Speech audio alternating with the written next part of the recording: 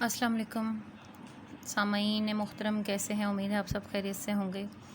8ویں جماعت کی اردو لیے آپ کے سامنے حاضر ہیں۔ آج ہم پڑھیں گے سبق نمبر 6، جس کا عنوان ہے خون کا بدلہ۔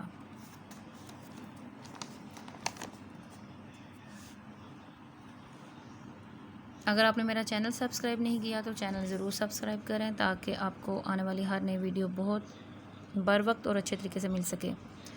اس سبق کو پڑھانے کا مقصد کیا ہے، یہ آپ لازمی پڑھا کریں، آپ کو پتہ چلے کہ ہم یہ کیوں پڑھ رہی ہیں۔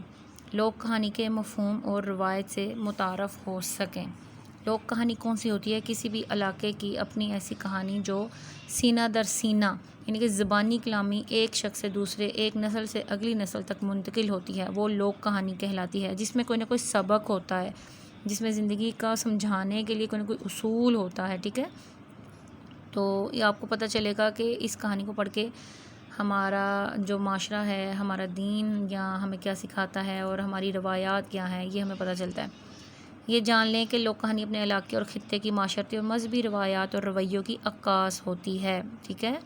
مختلف علاقے ہیں، ان کی مختلف لوک کہانیاں اپنے اپنے علاقے کے حساب سے ہوتی ہیں، جو وہاں کے رواج ہوتے ہیں، جو وہاں کی روایات ہوتی ہیں، جو وہاں کا مذہب ہوتا ہے، اس حوالے سے لوک کہانیاں ہوتی ہیں۔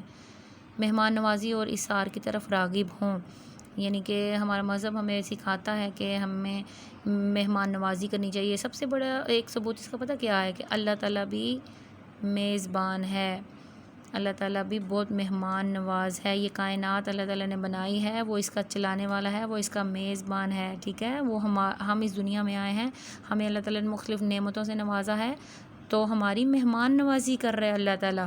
تو ہمارے مذہب میں بھی، اسلام میں، مہمان نوازی کی بہت زیادہ اہمیت ہے۔ اور اثار کی طرف راغب ہو، اثار کا مطلب قربانی، یعنی کہ اپنا آپ ہی ہمیشہ آگے نہیں رکھنا چاہیے، بلکہ ہمیں بعض اوقات اپنا آپ، اپنے جذبات، اپنے خیالات، اپنے دل و دماغ، ذہن کی قربانی دینا پڑتی ہے، تو ہم اچھے انسان بن پاتے ہیں۔ انتقام لینے کی بجائے معاف کرنے اور درگزر کرنے کے جذبات کو پروان چڑھائیں۔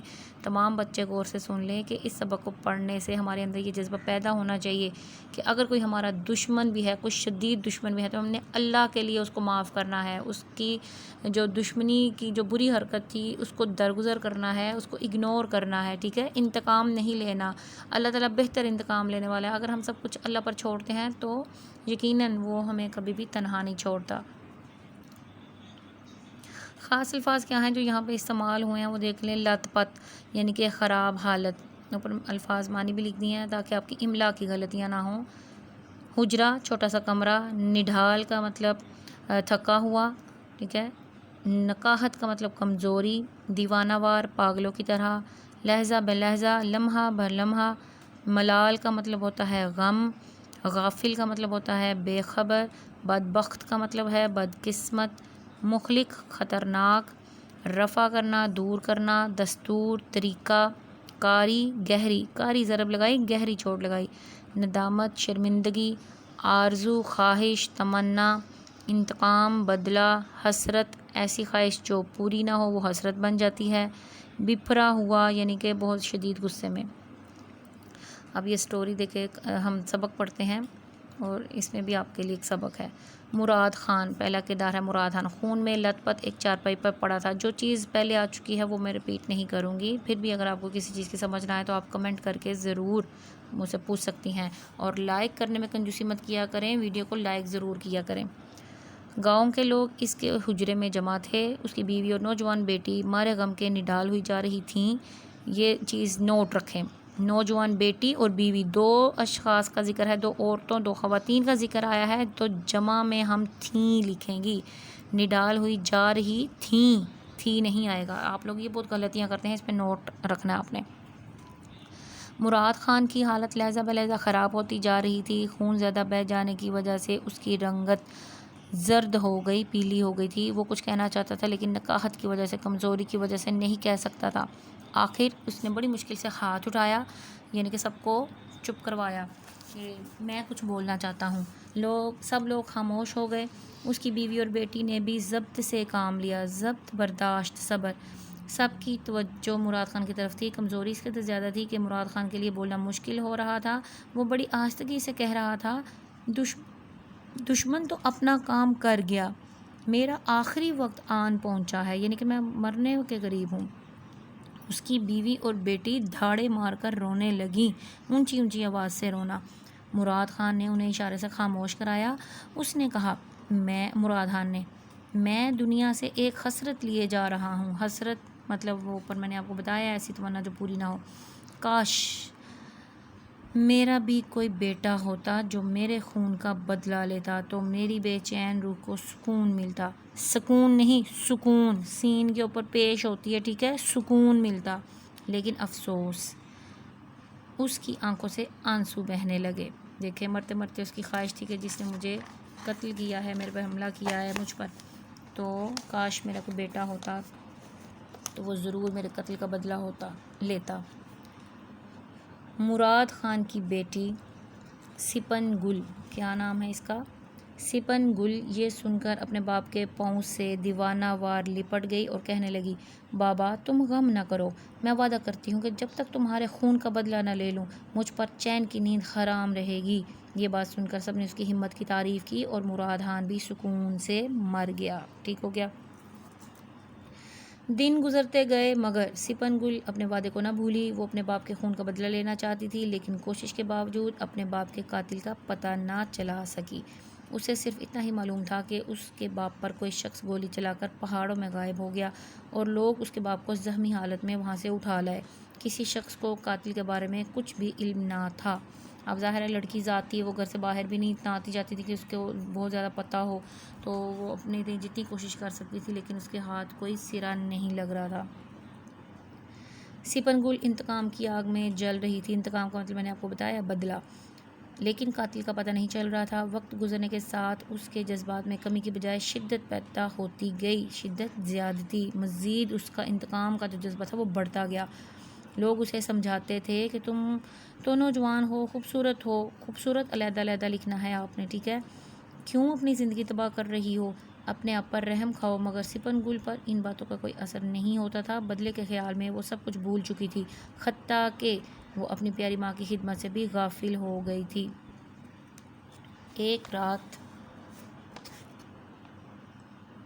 ایک رات سپن گل نے اپنے باپ کو خواب میں دیکھا کہ وہ کہہ رہا تھا، بیٹی میری روح تجھ سے بہت خوش ہے، اب مجھے کوئی ملال نہیں کہ میرے کوئی بیٹا نہیں ہے۔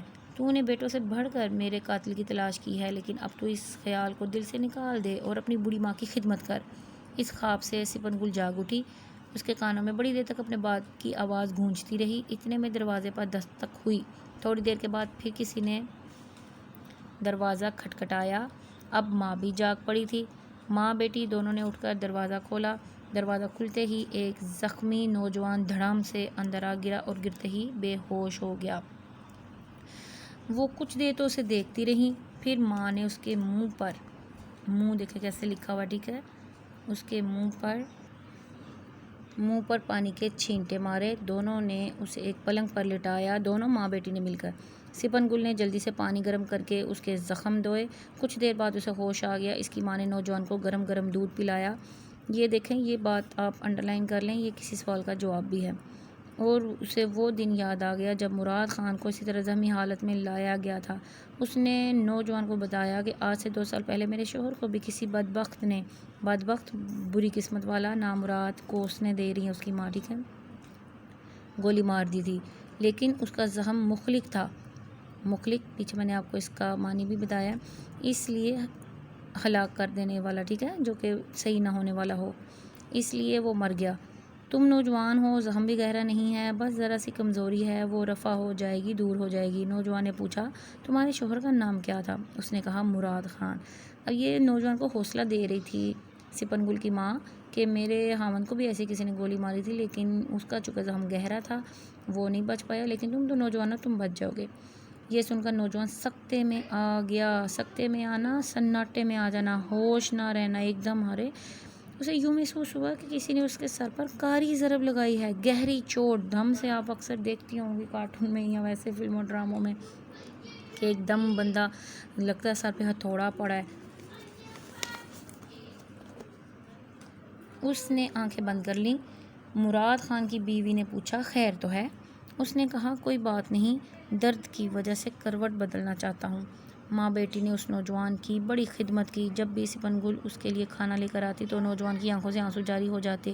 اسے کچھ ندامت سی محسوس ہوتی تھی، شرمندگی۔ وہ بار بار کہتا تھا میں تمہارے اس احسان کو کبھی نہیں بھلا سکتا۔ اس کی ماں کہتی ہم نے تم پر کوئی احسان نہیں کیا، ہم نے تو اپنا فرض پورا کیا ہے، تم نے ہمارے گھر میں پناہ لی ہے، اگر تم صحت یاب ہو کر جاؤ تو یہ ہمارے لیے بڑے فخر کی بات ہوگی۔ ٹھیک ہے، یہ مہمان نوازی ہو رہی ہے۔ سپن گل نے کہا میرے باپ کی روح کس قدر خوش ہوگی کہ ہم نے ایک زخمی کو پناہ دی اور اس کی خدمت کی۔ یہ بات سن کر نوجوان چلا اٹھا، زور سے بولا سپن گل اپنے باپ کی بندوق لے آؤ اور مجھے قتل کر دو۔ قتل، ٹھیک ہے، تلفظ دیکھیں، قتل نہیں کہنا، قتل کر دو۔ اپنے باپ کے خون کا بدلہ مجھ سے لے لو، میں ہی وہ بدبخت ہوں جس نے کسی کے اشارے پر مراد خان کو قتل کیا تھا۔ یہ بھی ایک سوال کا جواب ہے، انڈر لائن کر لیں۔ مجھے خبر نہیں تھی کہ تقدیر، قسمت مجھے مراد خان کے گھر پناہ لینے پر مجبور کر دے گی، یعنی کہ جس شخص کو میں نے قتل کر دیا، نہ میری کوئی اس کی دشمنی تھی، بس کسی کے کہنے پر، تو میں بہت شرمندہ ہوتا ہوں اور مجھے قدرت کے اس انتقام پر حیرت ہو رہی ہے کہ میں اب اسی کے گھر میں پناہ لینے آیا ہوں۔ مجھے قتل کر دو، میں زندہ رہنے کے قابل نہیں ہوں۔ سپن گل کے سینے میں انتقام کی آگ بھڑک اٹھی۔ وہ کتنی دیر تک اپنے باپ کے قاتل کو ڈھونڈتی رہی تھی لیکن نہیں ملا تھا، تو اب ایک دم اس کو فیل ہوا، محسوس ہوا کہ اچھا یہ ہے میرے باپ کا قاتل۔ وہ ایک بپھرے ہوئے شیر کی طرح سخت غصے میں آتے ہوئے دوڑتی ہوئی کمرے سے اپنے باپ کی بندوق لے آئی۔ آج تو وہ دن آیا تھا جس کی آرزو میں وہ زندہ تھی۔ آج کے دن تو اسے مرے ہوئے باپ سے کیا ہوا وعدہ پورا کرنا تھا۔ سپن گل نے بندوق کی نالی نوجوان کی طرف کی تو اس کی ماں نے ڈانٹ کر کہا لڑکی تیرے حواس تو ٹھکانے میں ہیں، یعنی کہ ہوش میں تو ہو۔ یہ نوجوان اگرچہ ہمارا دشمن ہے، اگرچہ نہیں پڑھنا اسے، ٹھیک ہے، لیکن اس نے ہمارے گھر میں پناہ لی ہے۔ اگر ہمارے گھر میں اسے کچھ ہو گیا تو ہم کسی کو منہ دکھانے کے قابل نہیں رہیں گے۔ بیٹی تو اچھی طرح جانتی ہے کہ ہمارا دستور ہے، ہمارا رواج ہے، ہمارا طریقہ ہے کہ اگر دشمن بھی ہمارے گھر پناہ لے لے تو اس کی جان کی حفاظت کرنا ہمارا فرض بن جاتا ہے، یعنی کہ ہمارے علاقے کی یہ روایت ہے کہ مہمان کو ہم ہر طرح کا سکون اور آرام پہنچاتے ہیں، اس کی حفاظت کرتے ہیں۔ یہ تو ہم کبھی سوچ بھی نہیں سکتے کہ گھر آئے مہمان کو قتل کر دیں، چاہے وہ، اب دیکھیں کتنی بڑی بات ہے، چاہے وہ ہمارے کسی بڑے عزیز شخص کا قاتل ہی ہے۔ باپ کا قاتل کوئی چھوٹی بات نہیں ہوتی، ٹھیک ہے۔ سپن گل خدا کے لیے بندوق پھینک دو۔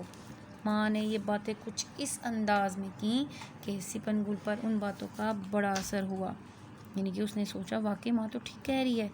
اس نے بندوق پھینک دی اور نوجوان سے کہا کاش اس گھر کی چار دیواری سے باہر مجھے پتہ چل جاتا کہ تو میرے باپ کا قاتل ہے تو میرے ہاتھ سے بچ کر نہ جاتا۔ تو ہمارے گھر میں مہمان بن کر آیا ہے، اس لیے تجھے معاف کرتی ہوں۔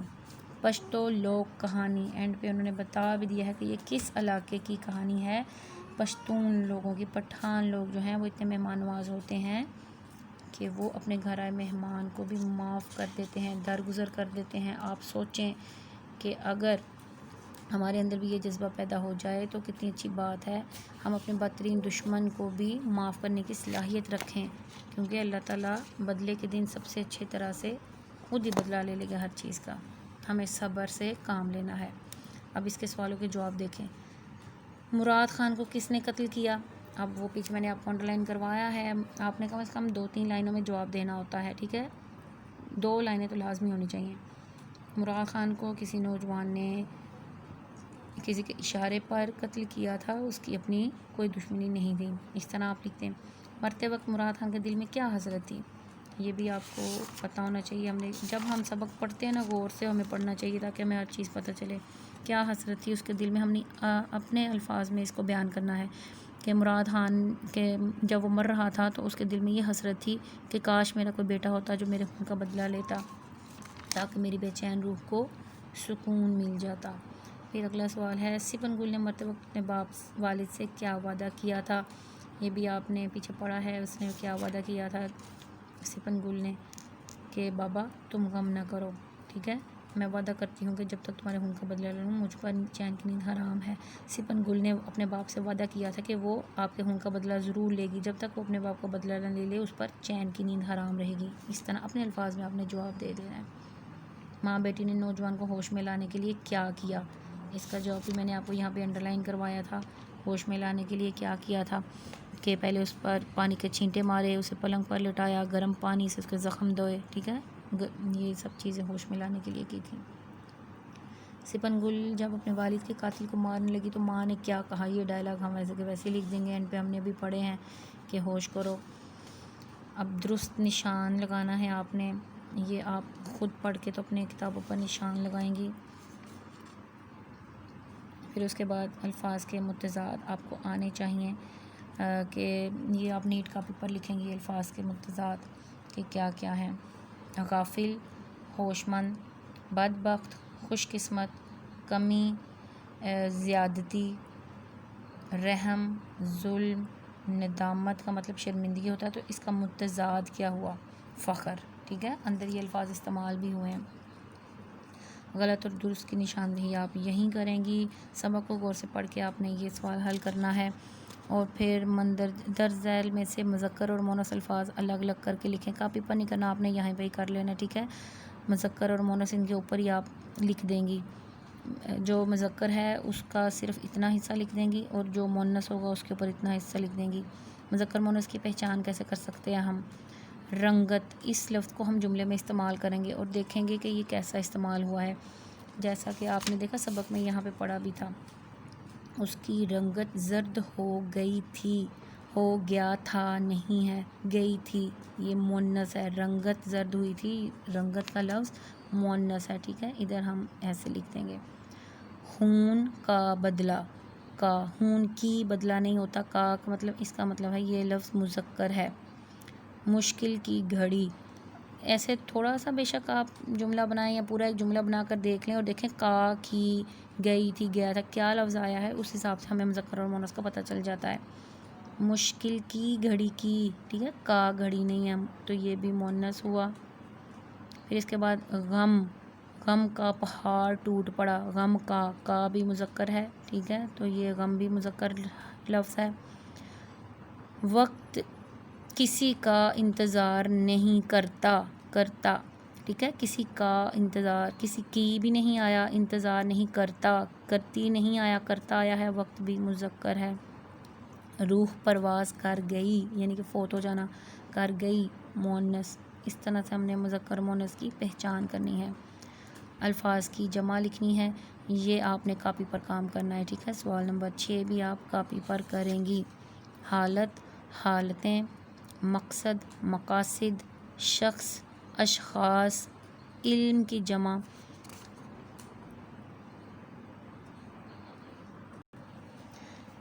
علوم، روح کی جمع ارواح، احسان کی جمع احسانات، ٹھیک ہو گیا، یہ سوال حل ہو گیا آپ کا۔ اس کے بعد دیکھیں آپ نے کیا کرنا ہے،